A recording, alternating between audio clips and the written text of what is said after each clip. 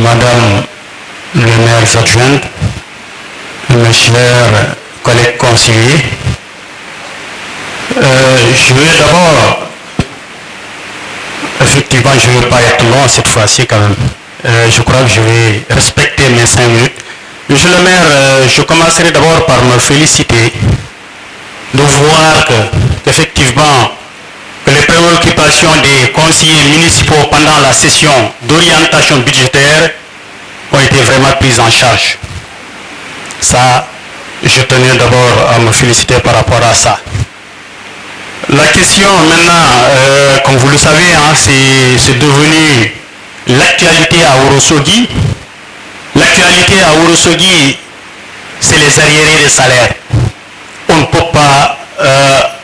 dire un mot sans en parler.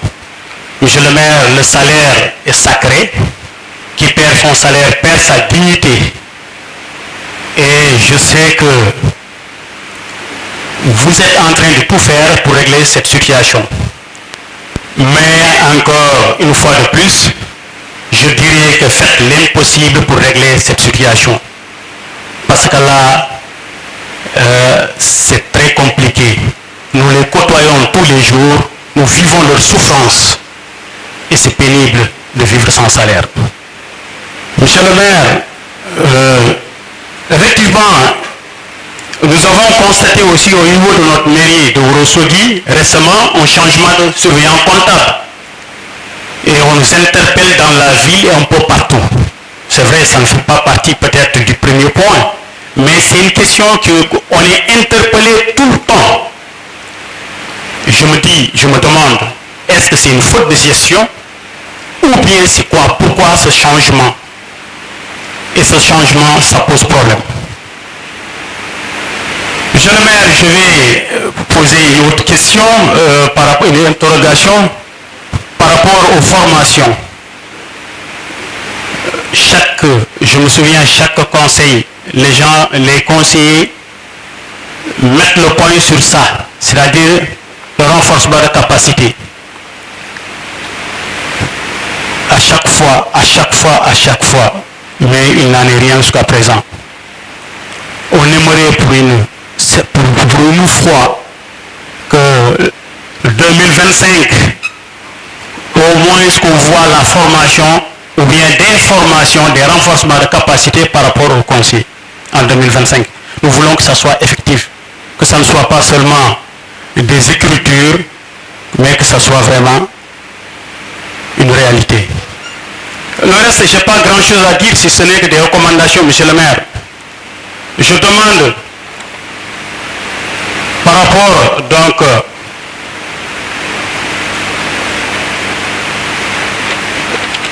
la mise en place, voilà, je voudrais, monsieur le maire, la mise en place d'une cellule de suivi évaluation dans cette commune, au niveau de la mairie. Si ça n'existe pas. Si ça n'existe pas, bien sûr. Et si ça existe aussi, je trouve que cette cellule ne fait pas son travail. Parce que depuis un certain temps, il y a eu beaucoup de problèmes. J'allais dire des malentendus. Si cette cellule elle existe au sein de la mairie, elle pourrait tout simplement faire un travail extraordinaire. Non seulement un travail de visibilité par rapport à ce que nous faisons, mais aussi un travail de suivi. Parce que dans tout ce que nous faisons, s'il n'y a pas de suivi, évaluation, monsieur le maire, nous ne pouvons pas atteindre nos objectifs. Parce qu'en réalité, nous avons des objectifs. Le budget, c'est un budget programme. Et qui parle de budget programme, parle aussi de suivi évaluation. S'il n'y a pas cette cellule qui est centrale, qui est vraiment importante au niveau de la commune, nous ne pouvons pas tout simplement mesurer les indicateurs même dont vous avez donné, les indicateurs de performance. Pour les suivre, il faut cette cellule qui à chaque fois pourra tout simplement réorienter. Et ça, il nous le faut dans cette mairie. Monsieur le maire, je vais terminer par là. Il faut penser à améliorer le système de recouvrement. Parce qu'en réalité, Ourossogui, nous pouvons quand même faire mieux que ça. Il faut penser à améliorer ça. Au niveau de la commission finance et fiscalité, cette commission renferme des compétences. Cette commission renferme des compétences. Je peux citer mon jeune frère Djibi Dorodia, qui peut apporter beaucoup beaucoup à cette commune. Beaucoup. Donc, il faudrait, je ne sais pas, il faudrait mettre en évidence. Monsieur le maire, les conseillers qui sont devant vous aujourd'hui ne sont intéressés que par le développement de Ourossogui. Soyez-en rassurés. C'est tout ce qui nous intéresse. J'ai bien réfléchi en amont et en aval sur les conséquences de ne pas voter le budget. C'est pourquoi moi, personnellement, Siré Mamoudou Dia, je voterai ce budget. Monsieur le maire, enfin, je termine par vous encourager à tenir bon et à trouver surtout la juste mesure pour améliorer la gestion des affaires de cette mairie au grand bénéfice des populations de Ourossogui. Ourossogui, donc, je me permets de vous rappeler notre fameux slogan pendant la campagne électorale. Ourossogui Tan. Ourossogui Tan qui signifie Ourossogui,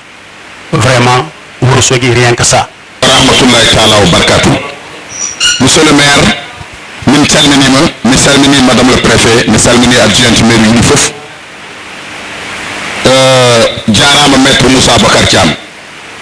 So neɗɗo wi wonde yo secrétaire municipal wi mais conseil mo meeɗarde conseil municipal ça fait 3 ans a riwa kadi joɗɗo andal haala mala anda duwa neɗɗo ma anda duwa ana moftama e on duwa aɗa ɗacca ete an yiɗano Ourossogui ya par ce que saɗa yinno Ourossogui ya jotta ko 3 ans arani conseil municipal ha neɗɗo so tawi nawle woni lootowoma laaɓata nawle so nawle lootanma a laaɓata mo poɗu mbitta debbo so femmima pembol ma yotta maître Moussa Bakar Thiam ay woni intellectuel saɗa wiya intellectuel ƴetan neɗɗo jooɗo mbiya ka intellectuel mbiya wonde e so tawi délégation spéciale holmo boni boni koye Moussa Bakar walla boni koye commune de Ourossogui yimɓe yon nandi ko gandanɗa hoore maɗa neɗɗo saɗa aña ɗum yo wonko kedduɗa gandi ko gonga neɗɗo so welama aña tu as plein de droit pour añde neɗɗo mais wonde délégation spéciale ko wona so waɗi kam min jeeyatake min jelko leydi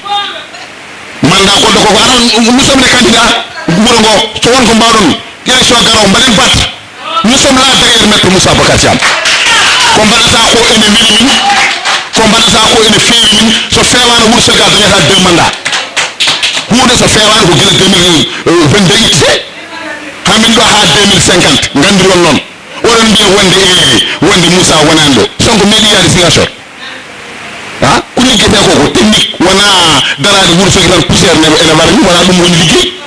omo jogui téléphone sur le terrain liggo wuuro ngo so ɗum ɗo ɗum gonnen ɗo ɗum ɗo koko waɗa ɗo gonnanno ɗen ko to état civil so tawi wonde en jiɗino wadde conseil municipal ko état civil gonaten sen ngala ɗon duwoñellande manan diɗorno toyno so noppi ɗum ɗon fof monsieur le maire itti ɗum hokki en ɗo joni eɗen jogui 5 clim ene wutta e meɗen mbiyen wonde Moussa Bakar liggaki Moussa Bakar hamin sagal ma hande hamin sagal ma janggo hamin sagal ma ɓawjo min jani hay goto min bisumi ken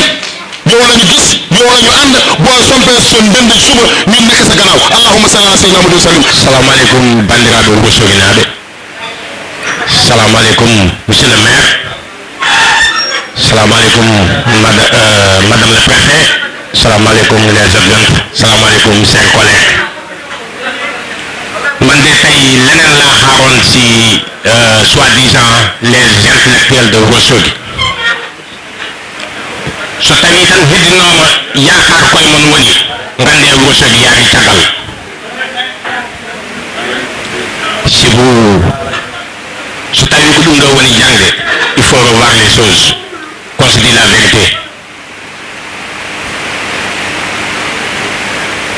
bandiraɓe conseil ji ko ma paamon aduna kono ala addini fof ettere noon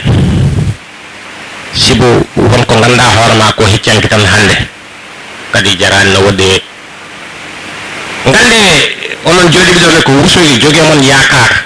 wotani on addon fay won ɗo hande wonko wonno fonno wonde faydagal men e ñalawma hande o ko wona wadde tiire e dow yimɓe kadi politique ɓenni ɗo hande ko développement Ourossogui foti joƴƴinen ɗo mijon nden Ourossogui ƴeewen holko woni avantage Ourossogui hande jehen on aspect mais pas que walla ko enen jiidi yum enen jiidi baba enen koddi sa yurnimanam tan mi yurnuma ha wata wuddere wona ko Ourossogui wonɗo sa fini jangguinteɗa ko haala hanki mbaɗon conseil mon dans un truc oɗon mbaɗa point de presse mais ko doo koy ɗum welde haalde pourquoi on mbawa hokkudema junngo so tawi kay vraiment ko Wourossogui tan ummade pour arrête pourquoi on mbawa arde dokkanno junngo te pourtant minen minen ɗo kala activité mbaɗaɗo ɗo vous êtes contre même les setal batteɗi ɗo monsieur le maire emin ñaagui Allah nde Allah junnata laamu ma jango sen dawmina élection qu'on se dit la vérité jango sen dawmina élection head bangé oto head galle mona jodda il y a des généraux qui sont là emin gandi nomin mbanno emin gandi nomin mbattirta kono kay fodɗon ko ñaganade mo Allah gurdam juddam e balɗe moƴƴe sibu wona on jii Wourossogui no wano on est à 10 ans de carrière monsieur le maire il faut foncer wona ɓeeɗo kaɗanma yaade min je croyais que ɓeeɗo so ngari kokkanma ko junngo ƴeewen nawde Wourossogui yeeso donc ɓe mbi ko loppet eɓene caggal donc il faut qu'ils prennent leur place moni fof yo totte ko jeeyi yoɓe ket caggal front 11 qu'est-ce qu'on dit front 11 front 11 nanda front vous êtes hande gonnan ko front 6 walla 5 ni M23 ɓenni ɗo on gatti ha front 11 oɗon gandi on caami walla wona minen goni ɗo wala oɗon goni ɗo qu'on se dit la vérité monsieur Dia emin mbaɗma respecté no feewi mais il faut respecter la ville parce que tu ne peux pas rester combien de conseil arani ɗo wona ɗum woni fandare Wourossogui ma c'est pas ça qu'on attendait à vous médecin mi salmini monsieur Thiam Wourossogui naaɓe ene keɗima kadi eɓe gandi hollere natɗa saalo kati venu par un business de l'autre côté mais business ma kati ari Wourossogui andake Wourossogui min ani monsieur Thiam Wourossogui ene ndarma tu es venu en retard là il fait quelle heure il est 13h20 cikkuɗa ko ɗum ɗo yimɓe tahma wadde choisi gadduma mbima ne mbaɗma deuxième adjoint au maire quand même so yimɓe jari karol yo yetto lawyinol nder maayo ti seeɗa an aɗa wawi wonde potentiel men il n'est pas plus frais que moi sa yimi ɗaccanima bon ko sababude nde oɗo gorko jooɗi ɗo sa yi ɓeɗo fof gaccanimo waɗittidema deuxième adjoint ko sababu Moussa Bocar somi mandini wona ɗo dartoni merci beaucoup min kala ko mbiɗa e meymi ɓaade hande a yaltiɗo jaltuɗa ɗo na ari en retard vraiment ça me fait plaisir min je te croyais que vraiment ici présent avant que le maire arrive merci beaucoup ɓaade jaadmamam seet tan jega tini quoi ko heddi ko bandiraɓe adden ɗo ko wadde voté budget pour Wourossogui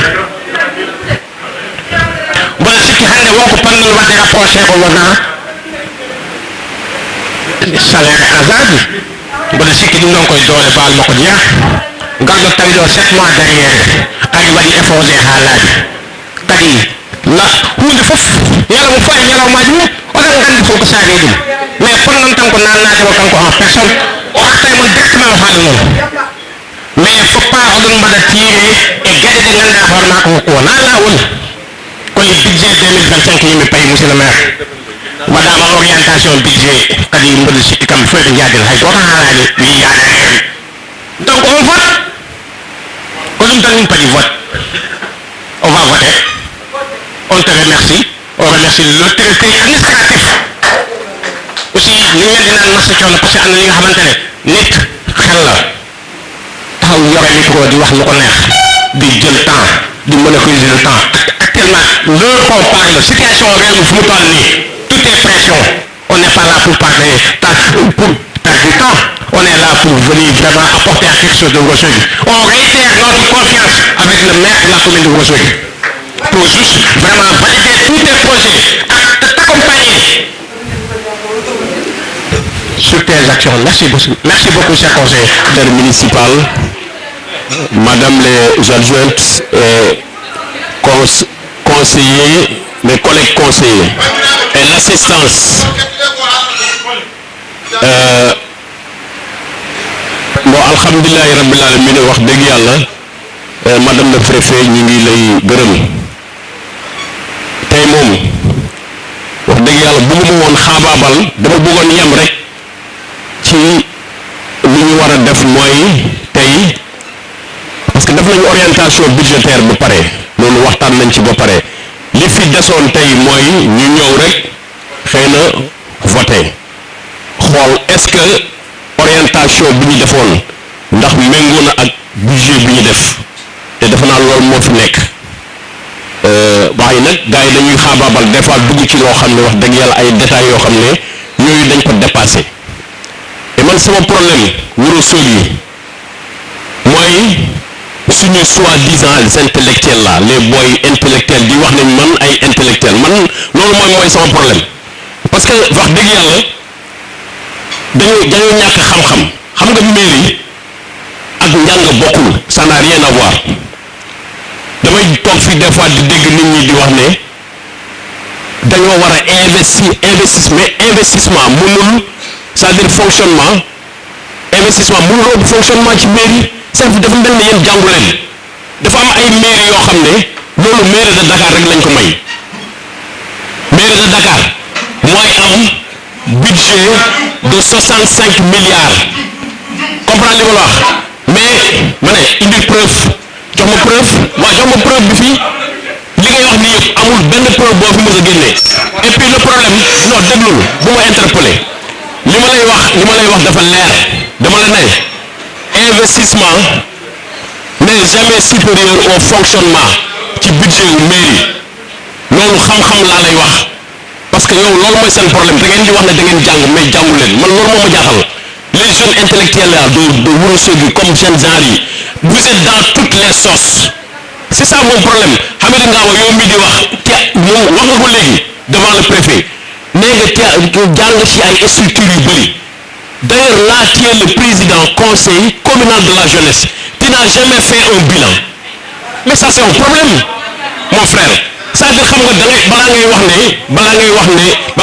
ngay digle càng na fekk yow nga seet d'abord et tu es là à accuser des gens de tort et travers ça se fait pas tu es un intellectuel il faut se respecter xam nga wala li ci des madame le préfet monsieur le maire kontaan nañu aussi kontaan nañu ci wax dëgg yàlla budget bi dafa jaar yoon dégg naa aussi ngeen di wax fii 30 millions de fourniture de bureau mais attention je dis que même loolu bu amee c'est bien parce que n'oubliez pas qu'on a un maire ministre ministère am boo fa demee lu fa nekk ci budget lu fa nekk ci matériel moins de 10 millions kii c'est pas un petit maire que vous êtes devant vous hein c'est-à-dire que ñun Wuro Sogi xam nga lu ñu amul solo mooy le maire qui travaille na liggéey ñun bu ñu amee Wuro Sogi bu ñu ko mënee jox 30 millions ci bureau ñu aménager ko ba mu baax mu toog liggéey ak ñun on est preneur loolu soxla nañ ko monsieur le maire voilà donc li ci des mooy aussi il faut ñu xam parce que man damay toog des fois gars yi di wax ne Wuro Sogi am nañ fi ay banques y a des banques annexes ay banques annexes yu fi nekk yoo xam ne ñun mais Wuro Sogi mairie Wuro Sogi waa de recouvrir lu ngoon c'est pas possible c'est-à-dire que mairie de Dakar to direction direction Mawro kam foog to mi ngeɓat ɓe ngeɓata Wuro Sogi on a BN2 nanɗo BAO nanɗo BICIS nanɗo CBAO nanɗo mais ɓeɗo fof haydara Allah sa ƴeewi ɓe ngarana gattan wuro ngo no feewi par ce que kamɓe ɓe joɓata ko to à Dakar ɗum tagi mairie de Dakar o wawi wadde investir mani mairie de Dakar hay taliji eɓe pewno par ce que kamɓe tan dokka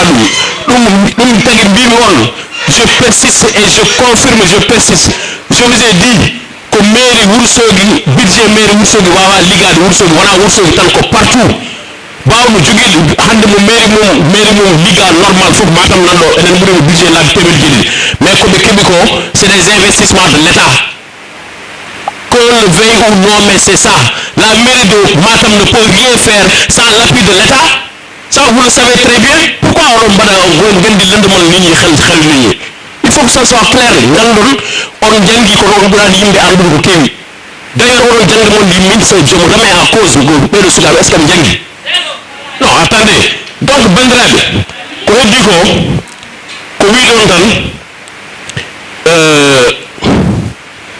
salaire aussi, on carry au salaire, mais n'oubliez pas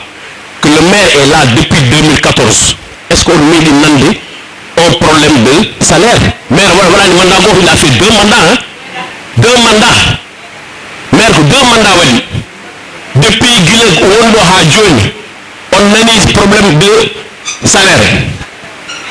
Mais c'est des dysfonctionnements, ça arrive. Même l'État central aujourd'hui a des problèmes. Il y a des structures qui ne sont pas, qui salaire. Non, ça arrive, c'est des dysfonctionnements étatiques. Maire de Oursogui ne peut pas vouloir faire du Sénégal. Donc ce qui s'est passé, il y a eu un nouveau régime, il y a eu un nouveau changement. Moi, techniquement, je ne sais pas ce qui est dedans. Mais je sais quand même qu'il est de bonne foi parce que nous avons madame le préfet, mon leen fi indi ñuy liggéey bu sañoon ñëpp fayeku léegi bu ñu fayeku woon nag loolu dafa jar des tonneaux yi pour la te ñi nga xam ne vous interpellez les gens pour dire que gars yi ñëw leen ku am problème na ñëw ci ñun non parce que ñi muy dax ñi ñu dax ak ñi ñu daxul ak ñi nekk fi yëpp moom moo leen fi indi ku fi moom bu fi daxee nit comprendre li ma la moom kooku du ci yéen lay ñëw xam na fu muy dem pour régler son problème. C'est ça la vérité. Faut pas mettre mal les agents de la mairie avec le maire parce qu'il y a eu un problème. Ils n'ont jamais eu de problème. C'est des agents qu'il a recrutés. Et s'il y a des problèmes, nous devons trouver un consensus et on avance. C'est ça la réalité. Nous on n'est pas là, on n'a pas ce temps-là. Et comme je l'ai dit, ku fi nekk ci ñoom maire moo la fi indi bu jafe-jafe amee tamit moom day toog ak ñoom ñu waxtaan trouver un consensus et on avance. C'est ça la vérité. Li ci des mooy monsieur le maire on t'encourage comme tu as l'habitude de faire parce que li may wax mooy ñun bu ñu xamoon li nga def c'est-à-dire sa proximité avec le président l'ancien président Macky Sall tout ce qui a été investi ici c'est à cause de sa proximité avec le président de la République. Ça, il faut que les gens le reconnaissent. Et damay faral di wax dama ne toujours investissement état dans la ñëw fii région de Matam mais on n'a jamais bénéficié. Nous on n'est pas nés de la dernière pluie hein. On est des vieux, on est là depuis des années. Il y a combien de maires qui a passé par là? Ban maire moo fi mu indi benn projet de 2 milliards. Et nous on est à 60 milliards d'investissement dans cette ville. Xam li ma wax loo xam ne état moo ko def. Donc loolu sa proximité moo la ko may. Loolu nit ñi aussi nit ñi defuñu waa Ourossogui aussi defuñu monsieur le maire parce que c'est la première fois nga gis fi benn maire am fi ñaari mandat loolu ça veut dire quelque chose am na lu mu wone sa xarañte sa social loolu yëpp dafa am solo ci dëkk parce que un politicien il faut nga am njariñ il faut nga amal nit ñi njariñ moo tax boo xëyee boo yëkkatee sa loxo ñëpp topp la c'est ce qui s'est passé donc loo foo yëkkatee sa loxo ñu ngi nii xam nañ ne élection yi jàll nii wane na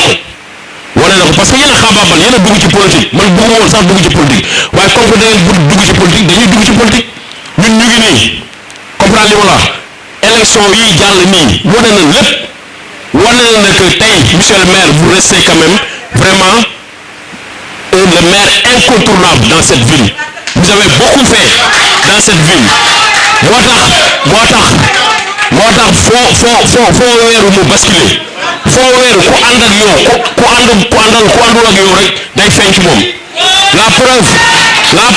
dafa leer nañ dafa am ñoo xam ne aussi dañoo àndoon di politique waaye bu ñu basculer feneen gis nga bi nga demee yow ñu bàyyi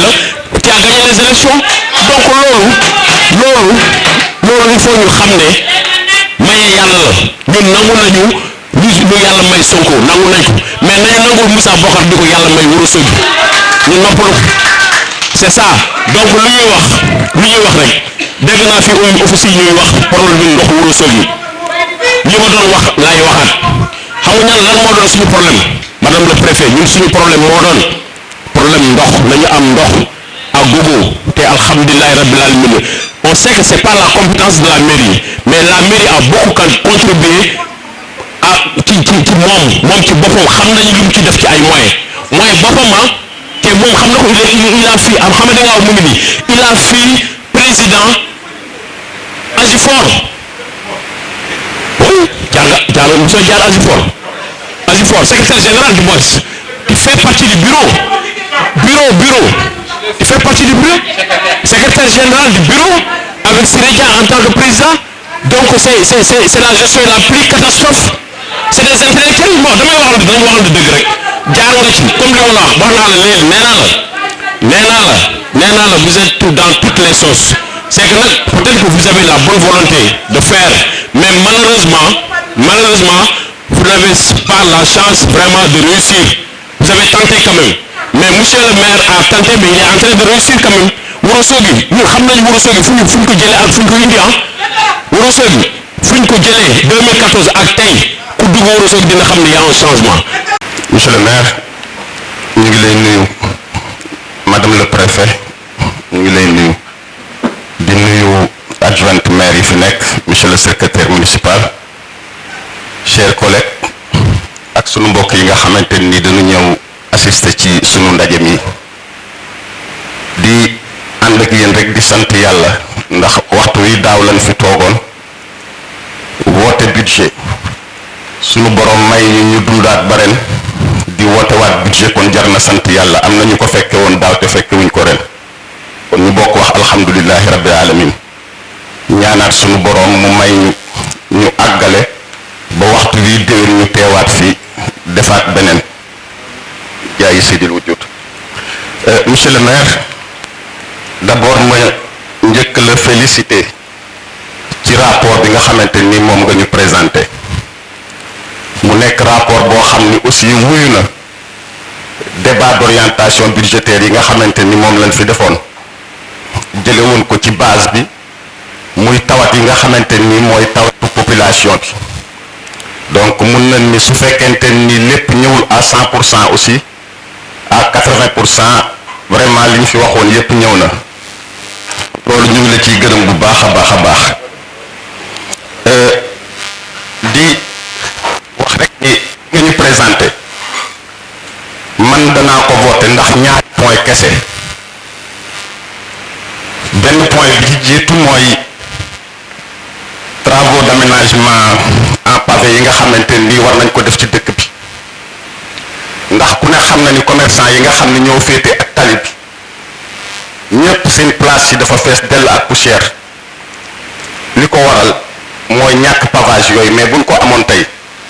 bari na bagage yu bari yu ñuy bañ a indi di ko jaay dinañ ko mën a jaay defe naa loolu suñ ko defee ñiy commerce ci dëkk bi ñiy exposer seeni bagage ci tali bi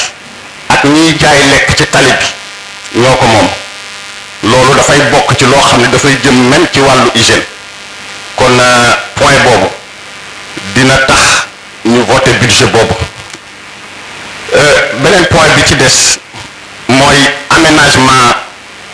benn parking pour les gros porteurs loolu moom dañuy ñaan mu gaaw na mu gën a gaawe mu am parce que tey commerçant yi nga xam ne ñu ngi ci dëkk bi da ngay gis koo xam ni camion bu rëy mooy xëy ñëw taxaw sa place fanaan fa arrêt la toute la di xaar ki ko xam ni ki nga xam ni moo ko war a décharger si te amuloo ci benn pexe da ngay obligé xaar ba mu dem client doo ko dugg sa place te ku ne xam na ni jaay exposition la bu fekkente ni da nga exposer sa bagage oto ñëw taxaw te foofu du taxawaayam dafay nekk loo xamante ni daf lay sonal yi ci yëpp gis nañ ko waaye ñaar yi bokk na ci yi nga xam ne moo ñu gën a soxal loolu nag ñuy ñaan yàlla may ñu àggale ko ak jàmm waaw bi ci des ñu jëm ci wàllu budget bi jëm ci wàllu fonctionnement bi ak li jëm ci wàllu investissement bi man dama gis ni suñu budget lépp fonctionnement daf ko lekk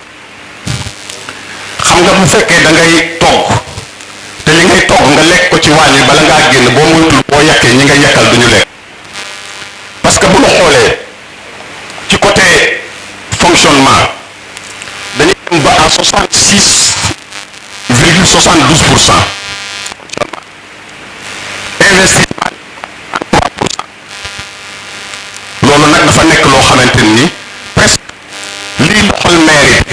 moo ëpp li nga xamante ni moom la mairie bi di liggéey fonctionnement bi mënta ñàkk mais defe naa su fekkente ni nii système de recouvrement bi changé nañ ko dinañu dimbali ba nga xamante ni sunu investissement mën naa dem ba nga xamante ni dina ëpp sax fonctionnement bi ndax potentiel yi nga xamante ni Ourossogui am na ko yépp exploité wuñ ko ndax li fi nekk war a fay te fayuñu bari na te yooyu yépp ñàkk organiser recouvrement bi rek moom mooy li nga xam moo ko waral ñi nga xamante ni ñooy recouvrer ñooñu aussi dañu jar a bàyyi xel parce que